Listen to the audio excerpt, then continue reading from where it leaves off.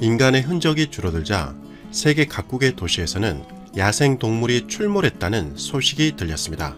그런데 로이터 통신에 따르면 일본 도시에서는 이것들이 다수 출몰해 일본 방역 당국을 상당히 긴장시키고 있다고 합니다. 또한 일본의 고이즈미 환경장관이 특이한 정책을 내놓아 일본이 또다시 충격에 휩싸였다는 소식도 들렸습니다. 어떠한 소식인지 확인해 보도록 하겠습니다. 이번 사태로 인간의 흔적이 줄어들자 세계 각국에서 동물들이 출몰하고 있습니다. 칠레에서는 퓨마가 도시를 발부해 사람들을 깜짝 놀라게 하기도 했습니다.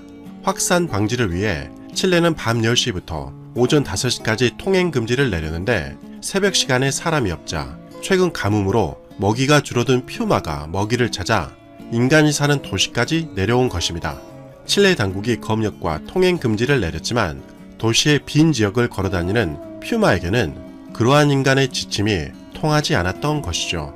태국의 도시 롯부리는 원숭이 사원인 프라뿌람 샴요시 있는 도시인데 최근 사태로 관광객들의 방문이 현격히 줄어들자 먹이를 차지하기 위해서 원숭이들끼리 서로 치열한 전투를 벌이는 장면이 목격되기도 했습니다. 영국의 런던에서는 사람들이 사라지자 주택가의 술록대가 자연스레 나타나 잔디에 앉아 휴식을 취하며 따사로운 오후의 햇빛을 즐기기도 했고, 영국의 한 마을에는 양떼들이 나타나 맥도날드를 접수하기도 했습니다. 평상시에는 정말 보기 어려운 장면들이 인간이 사라지자마자 우후죽순 전 세계에서 나타나고 있는 것이죠. 스페인에서도 멧돼지와 염소, 늑대가 잇따라 발견되기도 했습니다. 그것은 미국도 마찬가지였습니다. 이번 사태로 폐쇄한 미국의 요세미티 국립공원에도 고비나무를 타는 등 야생동물의 천국이 되고 있습니다. 소식통에 따르면 사람들이 보이지 않자 편안함을 느낀 야생동물들이 공원 내를 자유롭게 활보해 눈에 자주 띈다는 것입니다.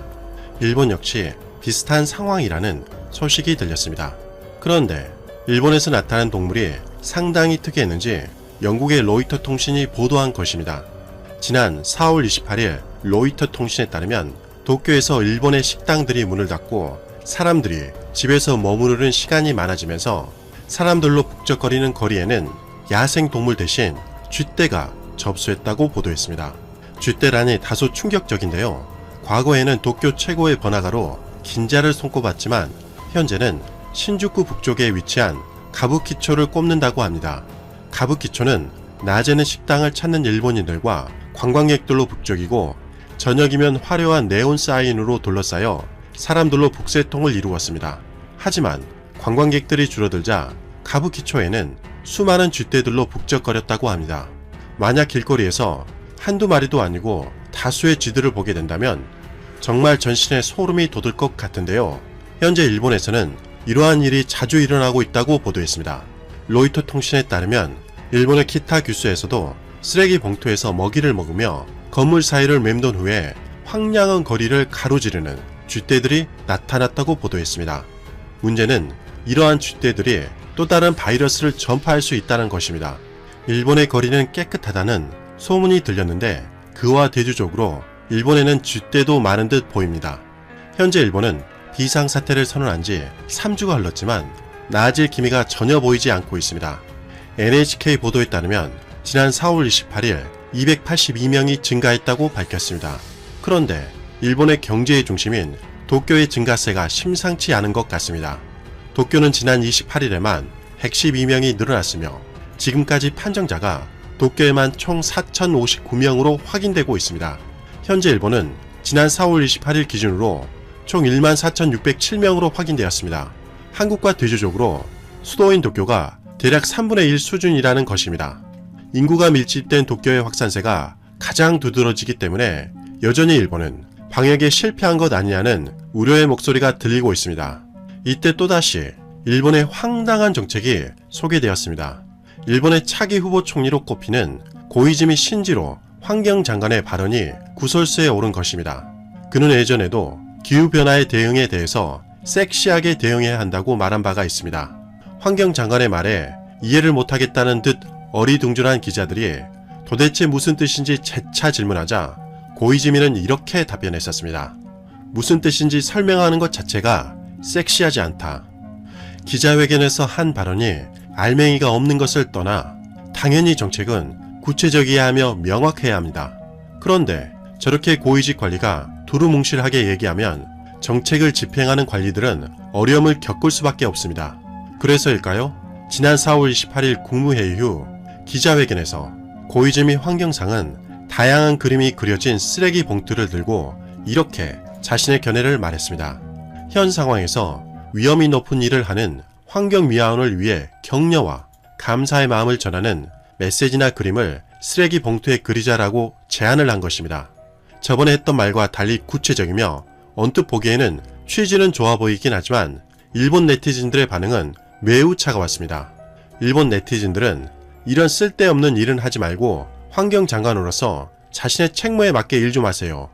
환경장관으로서 정말 환경미화원을 돕고 싶다면 일본인들에게 쓰레기 봉투에 그림을 그려달라고 호소할 것이 아니라 환경미화원의 월급 인상이나 위험을 회피할 수 있는 환경을 조성해주는 것이 먼저 아닐까요?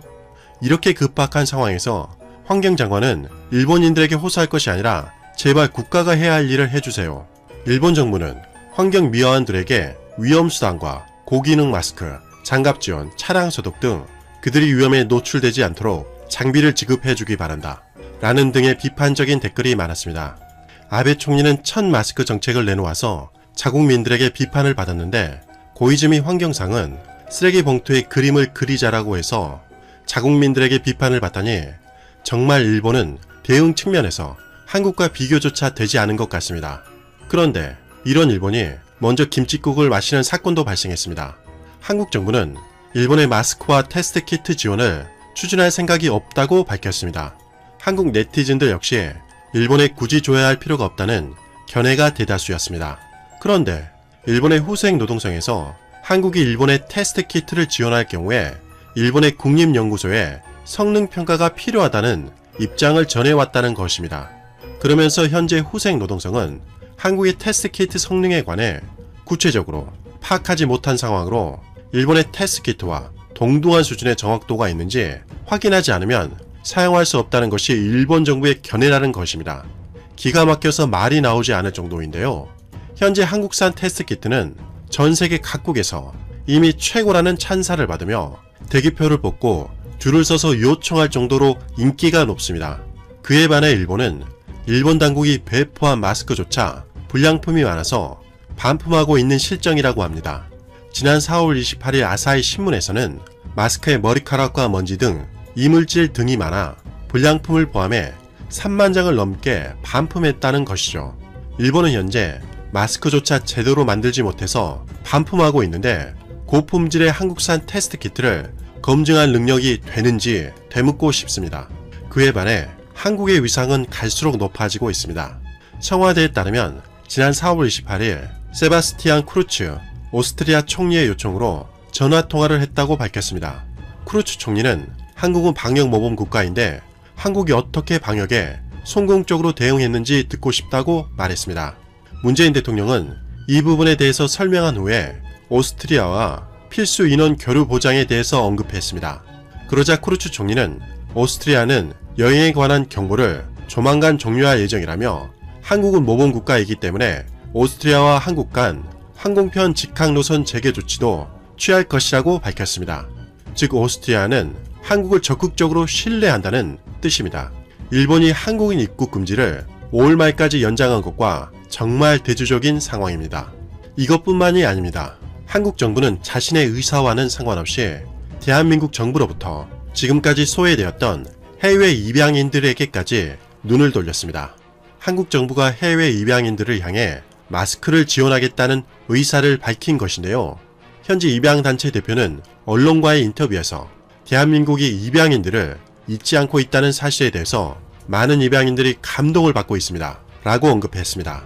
해외 입양인들도 대한민국 정부가 품질이 좋은 한국산 마스크를 지원해준다는 입장만으로도 정말 고맙고 감사하다고 밝히기도 했습니다. 외교부에 따르면 지금 해외 입양인 조사 단계에서 이러한 사실이 밝혀진 것에 대해 당혹스러워하면서도 빠르면 일주일 내로 1인당 8장 수량의 마스크를 지원할 예정이라고 전했습니다. 해외 입양인들은 대부분 유럽과 미국에 거주하는 것으로 알려지고 있는데요. 소식통에 따르면 사실상 현재 유럽과 미국은 마스크를 구하기 매우 어려운 실정이기 때문에 한국 정부가 보내준 마스크는 해외 입양인들에게 큰 도움이 될 것 같다고 전했습니다. 한국 네티즌들 역시 일본에 마스크를 보내준다는 소문이 있었는데 사실이 아니었다니 정말 다행이라며 한국 정부가 해외 입양인들까지 챙기는 모습을 보자 마음까지 따스해지는 감동적인 장면이라고 언급하기도 했습니다. 일본은 현재 자국 상황도 감당하지 못해 허우적거리고 있습니다. 그에 반해 한국은 현 위기 상황을 안정적으로 관리하고 있을 뿐만 아니라 이제는 지금까지 소외되었던 해외 입양인들까지 챙기는 놀라운 행보를 연이어 이어가고 있습니다. 한국과 일본의 국격 차이가 현저히 커져 이제는 서로 닿을 수 없는 상태까지 되어버린 것 같습니다. 이상 가치왕 채널이었습니다. 지금까지 시청해주셔서 진심으로 고맙습니다. 시청자님들 항상 건강하시고 복 많이 받으세요.